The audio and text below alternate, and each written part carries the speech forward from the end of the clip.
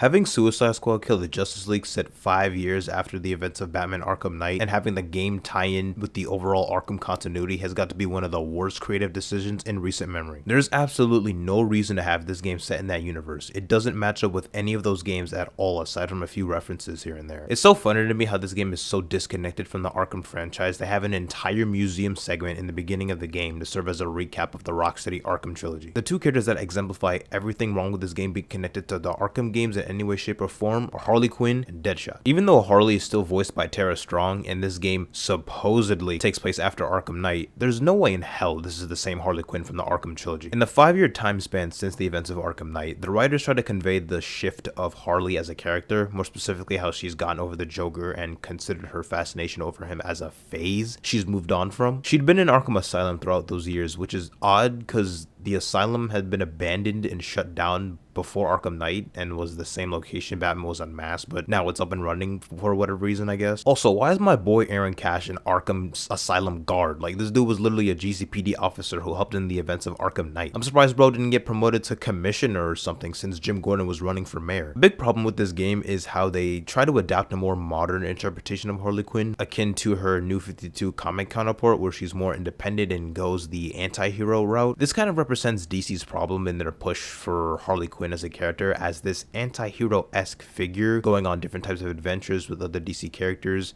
even to some degree working alongside the Bat family from time to time. It's just kind of weird to see this mentality of ignoring every horrendous deed she's done alongside the Joker, which is even worse in the context of the Arkham series. These writers try to victimize Harley and blame all of her villainous acts on her getting abused and manipulated by the Joker, when in reality, her choices were of her own free will. You can't call her obsession with the Joker a phase when she was ride or die for him throughout the entire Arkham trilogy, so much so that even after he died, her whole character was surrounded by the notion of taking revenge on Batman as she believed he was responsible for the Joker's death. You need to lock down that room. We can't let the infected get out. Of course. Tell me what. Henry! That's enough from you! Well, look who's too late to save the day. How's it going, Batbrain? It's been a while. Harley Quinn. So you do remember me. That's weird, because you killed the only thing I ever loved. And now I find you've been keeping a whole new generation of Jokers to yourself. I know. Awkward. Back off, or the sidekick gets it. What would Batman do? It's been a blast.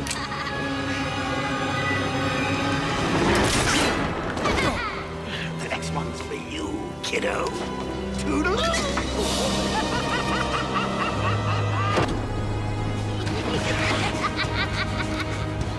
Run, Mr. J! Run!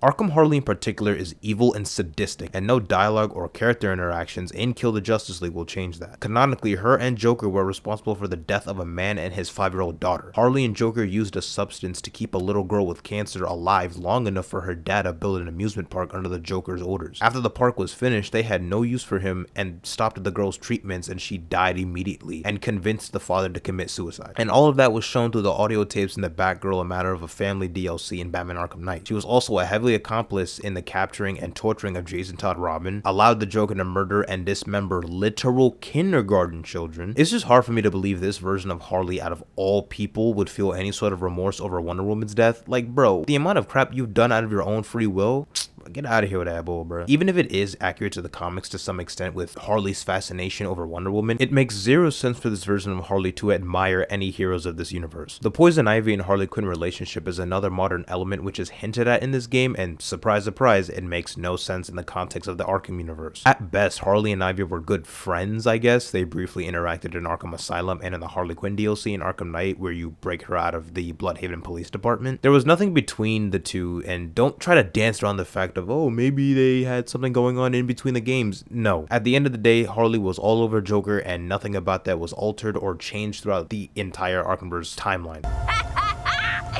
There's my girl.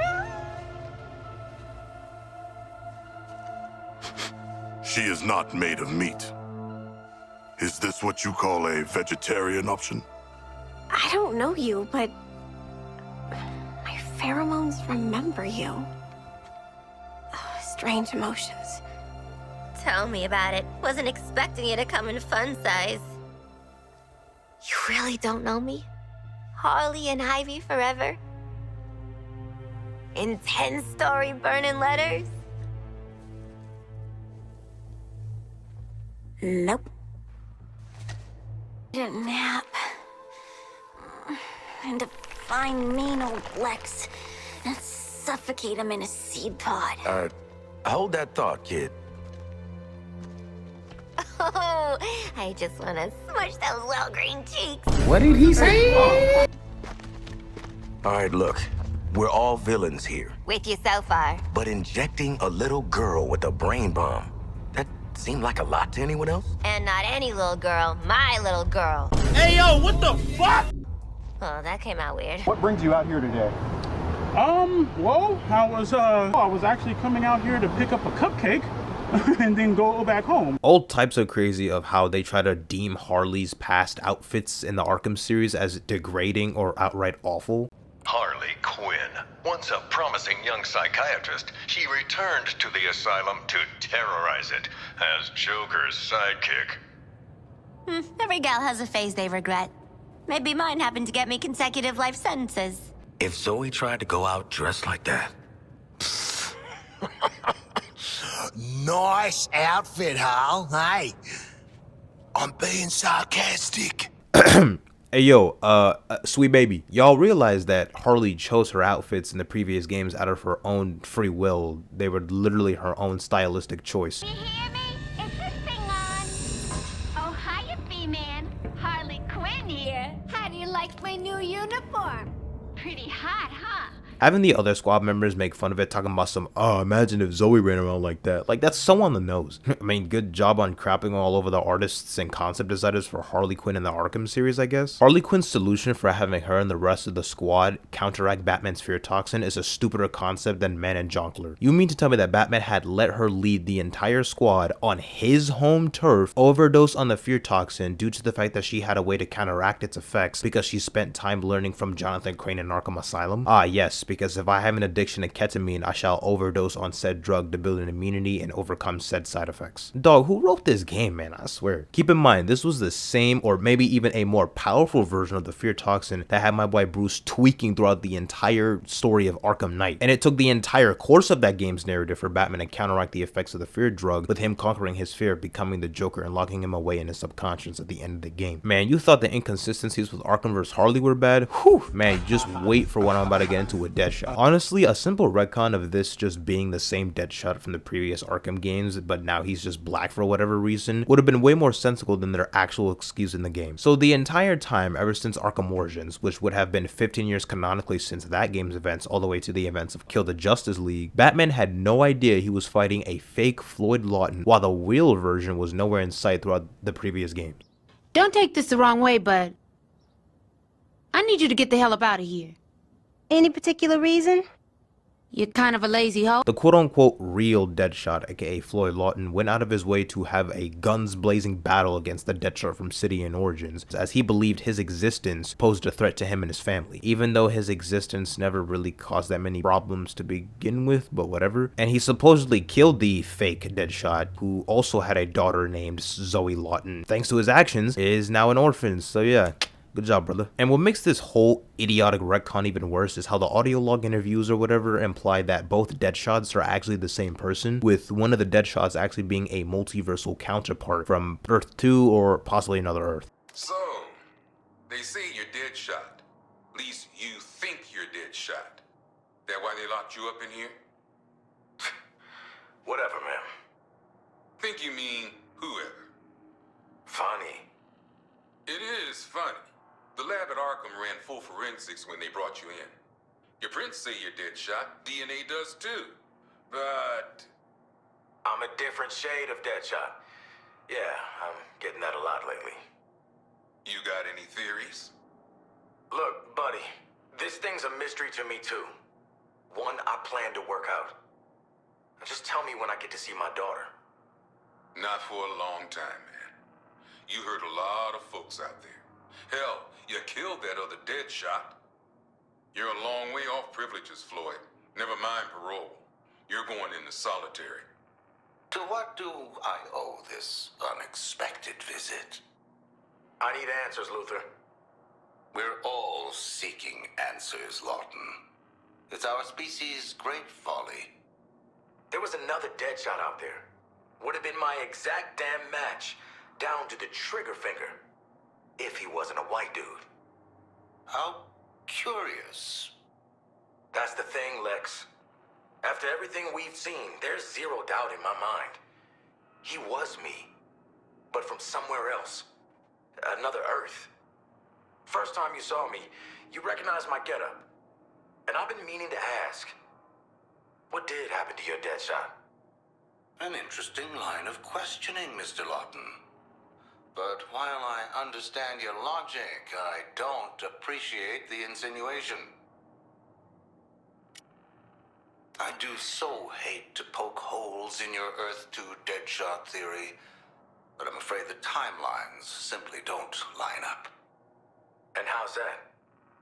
Your differently complected doppelganger would have needed access to dimensional phasing technology years before I even learned of Brainiac's existence.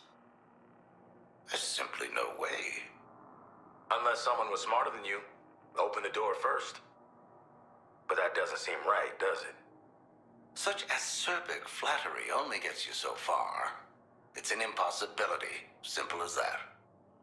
And besides, I'm rather certain my world's Deadshot perished during Brainiac's invasion. Jesus Christ, if you wanted a black hitman on the squad this badly, you could have just used Bloodsport, or better yet, not have this game a part of the Arkham continuity. I'm honestly just dumbfounded on how Rocksteady could have fumbled this badly with Kill the Justice League's narrative. Them boys were the top dogs from 2009 to 2015. They were literally the physical embodiment of the Giga Chad meme. Straight up 3 for 3 with the Arkham trilogy. Them boys were undefeated. Then after some time, their stats just became laughable, and we got whatever sad excuse of a game Suicide Squad was. Game, recognized game, and you looking kinda unfamiliar right now. Current Rocksteady is just sauceless and pretty much lost all assets that made them the powerhouse they once were. Lower player base peak on Steam than that of Marvel's Avengers and Gotham Knights.